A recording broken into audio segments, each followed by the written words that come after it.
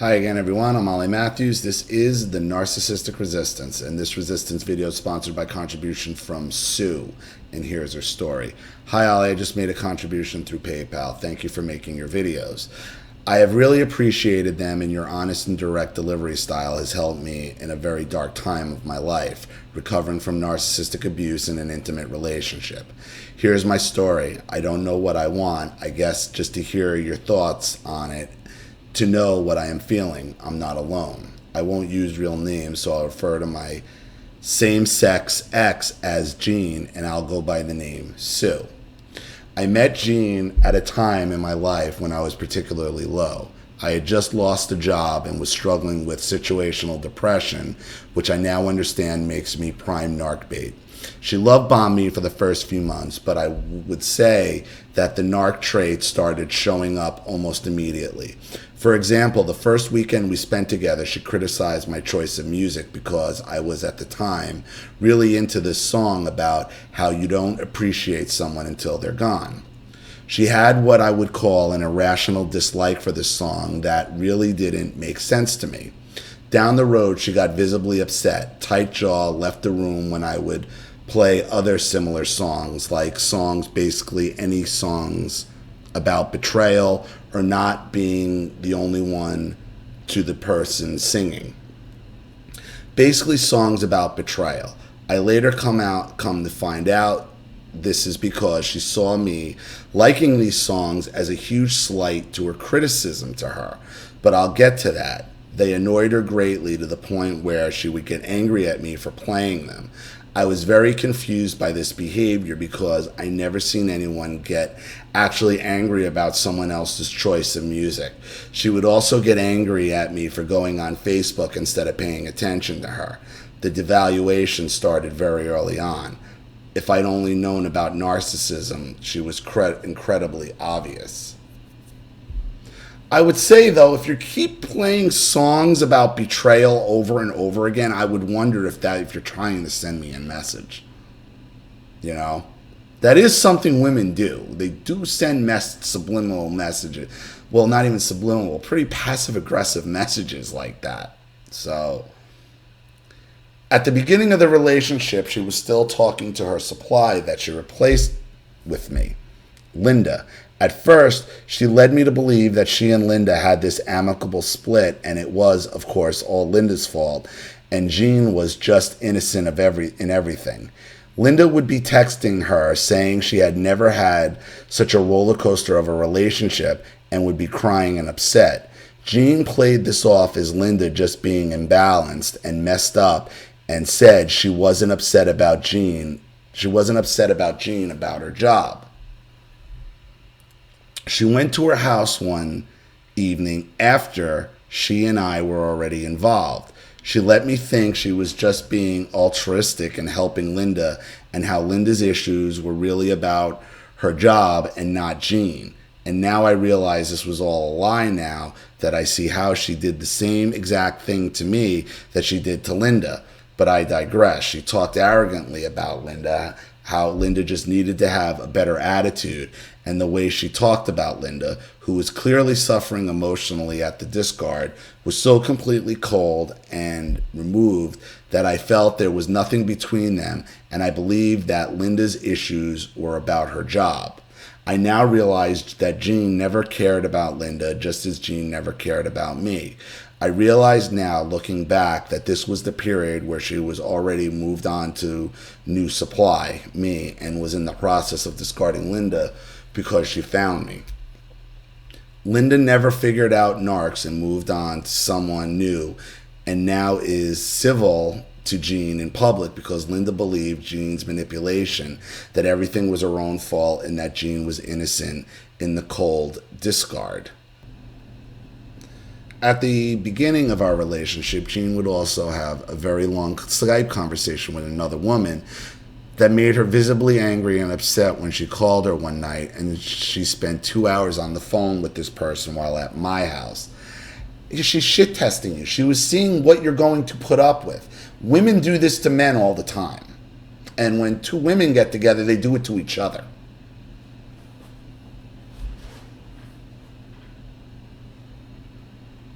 At the time, I didn't know Jean that I didn't. At the time, I didn't know Jean that long, so I justified it to myself that it was probably just a friend needing help and was none of my business, as I'm a very trusting person. I take people at face value, and because I do this, I trusted Jean was being sincere with me. When I asked her what the Skype conversation was about that went on for 2 hours in my bedroom, because she was clearly visibly affected by whatever was discussed, she trivialized and dismissed it, saying it was just an old friend who lives in Spain, and this friend wanted to apologize to her for how she left. Notice everything is always everyone else's fault, never Jean's. You know where this is going. That was all a lie. I have no reason at the time to question this, so I dismiss it and forget about it. Fast forward a couple of years throughout this time, she's getting angry at me for my choice of music, cutting me down for pretty much everything I do, never celebrating my successes, never being proud of me for anything I do, never being happy for me when something good happens to me, going to my family events with me and purposely sulking and ruining them for me so that I feel I have to leave with her, always ruining our vacations, for ridiculous things that a normal person would never get upset about, and giving me the silent treatment for days while we were on vacation, then blaming me for it. Sounds like my ex-wife. That's exactly what she did every time we went away. Just ruined it. They just want to ruin it for everybody. She lied so much that to this day I have no idea what her truth really is, because she lied so much about so many things. She would have rage attacks on me for just wanting to have conversations about normal, healthy things that normal, healthy people can converse and debate about, because she hated having her opinions differed. I once showed her a video by this guy talking about the consciousness and something that interests me. A normal person would either say that's interesting or I don't really get that or whatever. She got really angry and left the room and gave me the silent treatment for the entire rest of the day and night, because I liked this viewpoint that was different from hers. She shamed me big time for not filing my taxes on time and lectured me and made me feel like a piece of shit. I would need an hour of your time just to read off all the emotionally abusive bullshit she did to me during our relationship. So I'll just stick to the one fascinating aspect, which was the supply in Spain that she had going throughout our relationship that I did not find out about until a few years in. So almost 3 years into our relationship, sorry, I know it was never a relationship, but just a narc transaction, so I feel the need to use quotes on that. We're going on a vacation to this place where there are several hundred people we know, and this trip happens every summer. It's my favorite place to vacation, and the best way to describe it without giving away any personal details is that it's a club that convenes at this place every summer. I am on the Facebook page for this event, and everyone is talking to each other about the upcoming week we are all going to have together. A woman shows up on a page asking if someone can bring something for her, as she's already in the country from Spain and forgot this item. Keep in mind the conversation at my house was almost 3 years ago at this point, so I have completely forgotten about it, so I make no connection. I offer to bring it, and I have some friendly exchanges, and I like her. She seems very nice, so we friend each other on Facebook. I tell Jean about how nice this person, Cynthia, that I met on vacation site page, who's coming on our vacation from Spain, how nice she is and how I'm bringing this item for her, and that I would look forward to meeting her. Jean says nothing. I know you know where this is going, right? We arrive at the vacation spot, and I see someone who looks like Cynthia walking along the outside past our patio, so I call out to her. She comes over, and I go inside to get the item. I introduce myself and tell her how nice it is to meet her in person. I give her the item, and she continues on her way. I go inside and call out to Jean, who is back from our cabin. She comes forward, and I say, "Oh, where were you? You just missed Cynthia. She was here to get the item. I really wanted you to meet her. She's really nice." Again, Jean says nothing. The week goes on, and I occasionally see my new Facebook friend Cynthia around events, and she's a bit of an attention seeker. So she makes herself obvious as much as possible. That is, an opportunity to get attention. She was generally there. Although through all this, Jean, as far as I know, has never met Cynthia and is a stranger to her. I mean, I'm Facebook friends with Cynthia, and Jean isn't, and I never see her even acknowledge Cynthia's existence. About halfway through the week, Jean tells me she's going to help Cynthia do a kayak workshop. I find this a bit odd, but that's not much, so Jean and I are both into kayaking. Jean's a predator. Close to the end of the vacation, a few people are sitting near Jean and I talking about Cynthia and why she's here all the way from Spain. Jean pipes up and rambles off Cynthia's whole story. That Cynthia's from here. She met her partner here. They got married, moved to Spain because Cynthia's wife got a job there, etc. I immediately felt a red flag go off because Jean had not even acknowledged Cynthia all week, as far as I knew.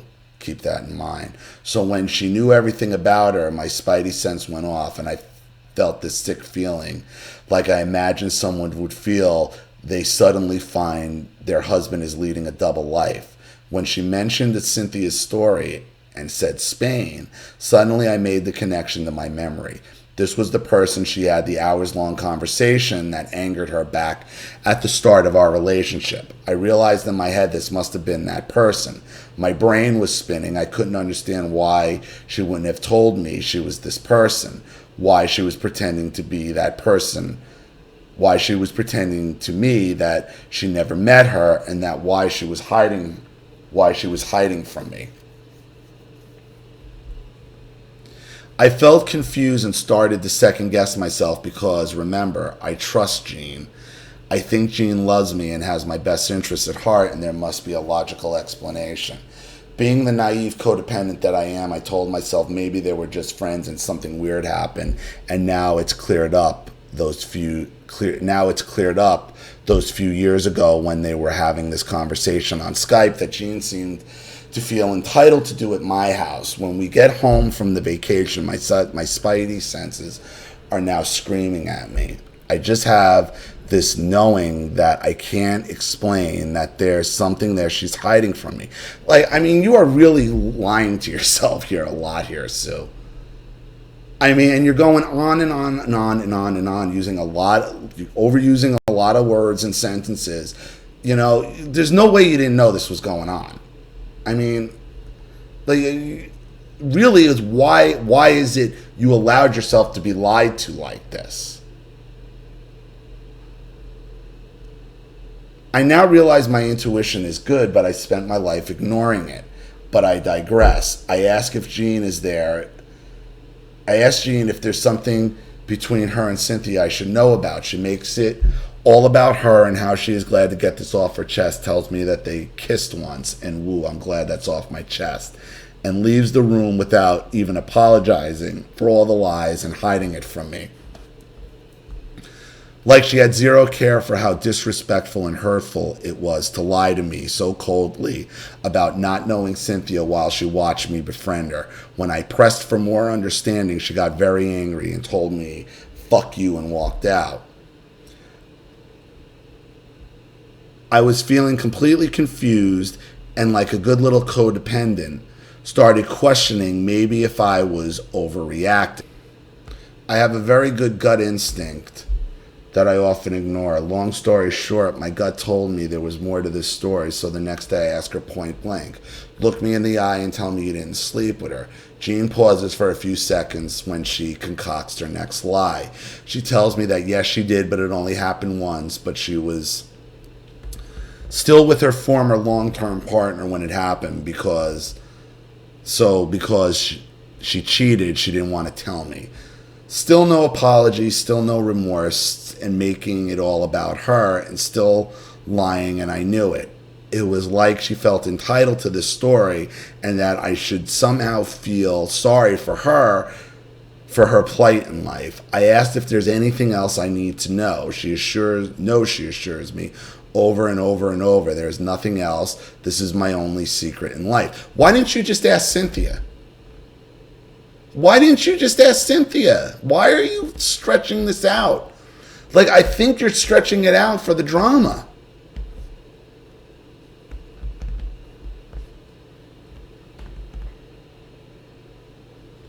I kind of think the stuff with the music you were doing passive aggressively. I absolutely think that, because this is how women deal with each other. Passive aggressively.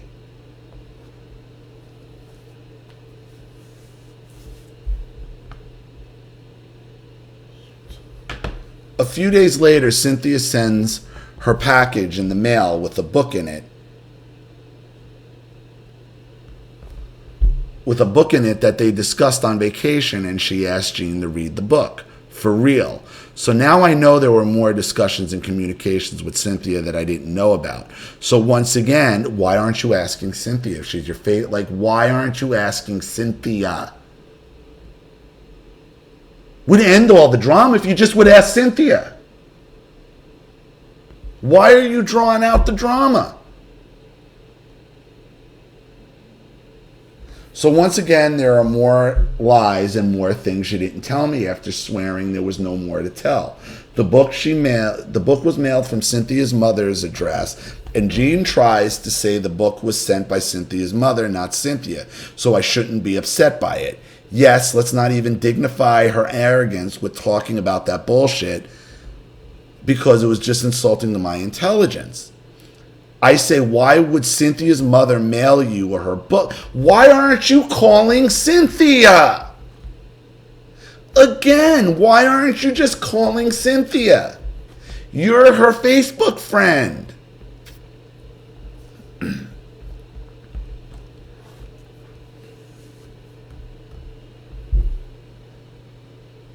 I say to her, why would Cynthia's mother mail you a book? And never mind, there's just a note inside the book from Cynthia to Gene while Gene's making this lie up.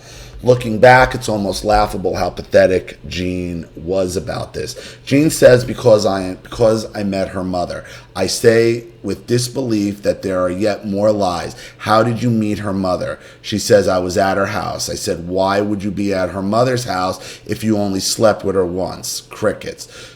She was caught in yet another lie. Now I find out they had an affair that lasted months. Turns out, long story short, that over the coming weeks, I find out that these two have been in touch all throughout our relationship, and that they didn't sleep together once, that they had an affair that had lasted somewhere around 1 to 2 years, and that their contact continued through the 1-year relationship before me and through all ours. I really don't know the whole truth about, as you know, with a narc, you never get the truth. Gene was very angry with Cynthia because Cynthia ended the affair, because Cynthia is married. But for 3 to 4 years after Cynthia returned to Spain, Gene kept her around as her secondary supply, and Cynthia seemed only too willing to play the game with no regard for me. So once the truth came out, I find out that Gene spent at least 4 or 5 different times with Cynthia while we were on that vacation, and acted to me like she never even knew her. Sleeping with me every night, having sex with me every night, then sneaking around during the day with Cynthia. I literally felt sick to my stomach once I started to realize how cold and calculated Gene was with all this, and that my relationship was all a lie, but I couldn't just accept it. I was in denial. I wanted understanding. I wanted to believe that Gene really did love me. The more I pressed for understanding, the more emotionally abusive Gene became, and the worse she treated me. She made it out to be all my fault, then rounded up 2 of her narc friends to play her game with her. She both tried to convince me that this was all me, and I was overreacting, and I shouldn't be so upset about finding out that Gene was emotionally cheating on me throughout our entire relationship, and lied to me over and over and over. After this, everything just went from worse to worse as being more broken and hurt I became by her complete and total lack of empathy, compassion, or remorse for how much she had hurt me, the worse she treated me. It all ended with me telling her, because I hadn't figured out the narc thing yet, that I needed to set a boundary, a crucial mistake with the narc, that I needed her to acknowledge her angers, acknowledge that she has a problem with having another woman in the background, and acknowledge that she will get help for this. Because no, you want this, Sue. You want this. You want the drama. You like the drama. You like the victimization, Sue. I'm sorry. You do. You do. You could have ended this a long time ago. The way you write, again, this is written like it's another novel. This is written, again, not like it's a story for somebody looking for help. It's written like a novel.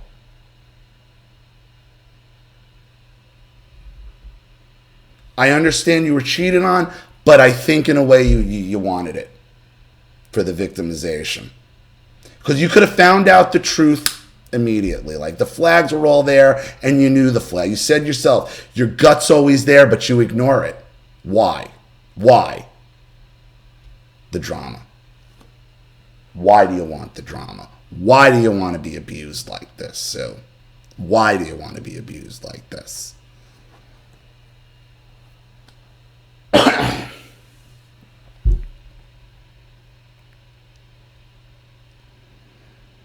After this, everything went worse from worse as me more broken and hurt by her complete and total lack of empathy, compassion, or remorse for how much she had hurt me, the worse she had treated me. It all ended with her telling me, oh, wait a minute, did I read this? That I needed to set a boundary, a crucial mistake with the narc, and I needed her to acknowledge her anger, acknowledge that she had a problem with having other women in the background, and acknowledge that she will get help for this because I can no longer take her abusive behavior towards me, blaming me for her transgressions. The gaslighting was brutal. Every awful deed of hers became my fault. Typical gaslighting, keeping the focus on my reaction to her abuse instead of her abuse. Why would you want to keep her around after all this? No wonder she gaslighted you. Because in a way, she thinks you want it. That's why she's doing it. When I drew the brown boundary, she lost her shit on me, had another narc raid, and told me that she does not do ultimatums and blame me for everything. I told her that she had given me every reason not to trust her, and I had given her no reason not to trust me, and that I needed her this once to trust me, that I see a problem here, and that I need her to trust me, that this needs to be addressed, that we are going to be able to continue this relationship. You just want the drama, Sue. You want this epic drama buildup. Why? Why do you want this in your life? Why? Why do you want this in your life?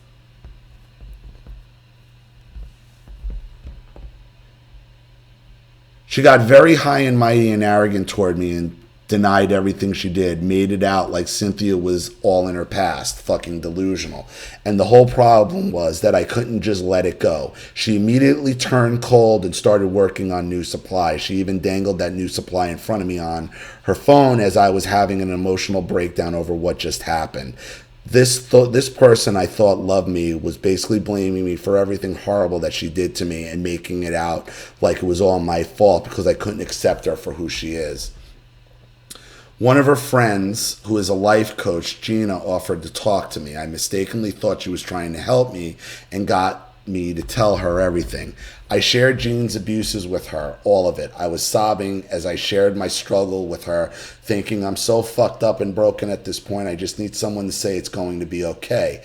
Instead, Gina turned out to be a flying monkey and told me that, well, Jean doesn't see things the way you do. So basically, what she is saying that if someone fucking told her their husband was beating them, she would say, well, Johnny doesn't see it the way you do. I mean, fucking really? I was shocked and hurt, and it re-traumatized me. I mean, are you sure you were in a relationship with this girl? Is that what she's referring to? I mean, were you two exclusive to each other or not? I mean, that's what it sounds like.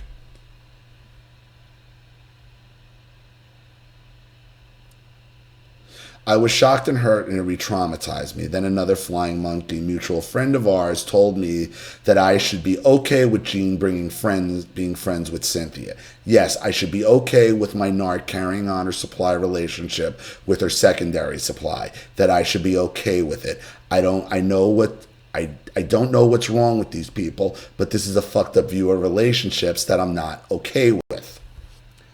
Well, that seems like it's a pretty common thing within gay and lesbian relationships. So you might be in the minority with that, and that might be what they're talking about. This is all dry. I don't understand what you're trying to fix with this person. Because these are only answers you could have had directly from Cynthia.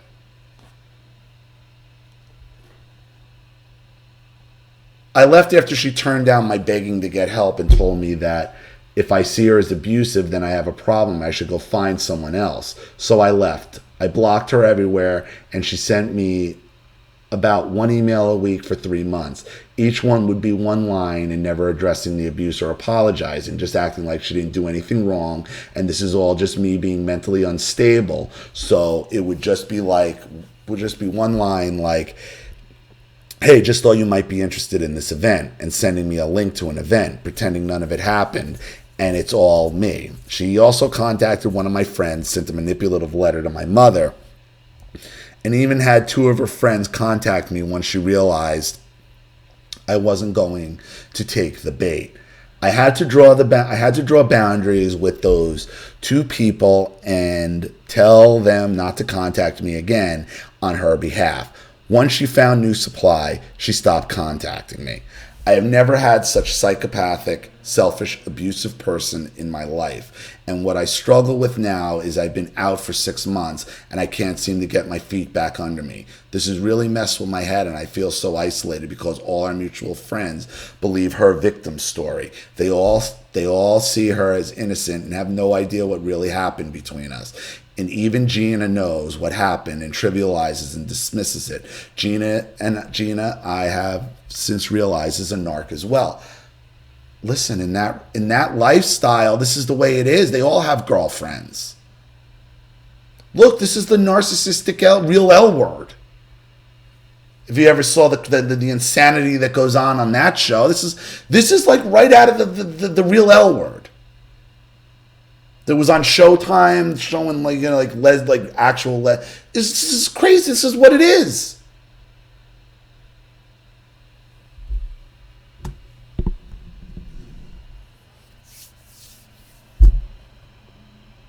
Anyway, I realized that probably 90% of the story is still missing because I would need days to explain all the manipulation, gaslighting, and abuse I endured at the hands of this person. And now, as you know, she has already found new supply, and she and her friends act like I never even existed. Even friends who are somewhat neutral have no idea and treat me like I'm just too sensitive, and everyone acts like this is a normal breakup. I feel like I left a cult, but I am the only one who knows it is a cult. Now, you left a lesbian group, and that's what happens when you leave lesbian.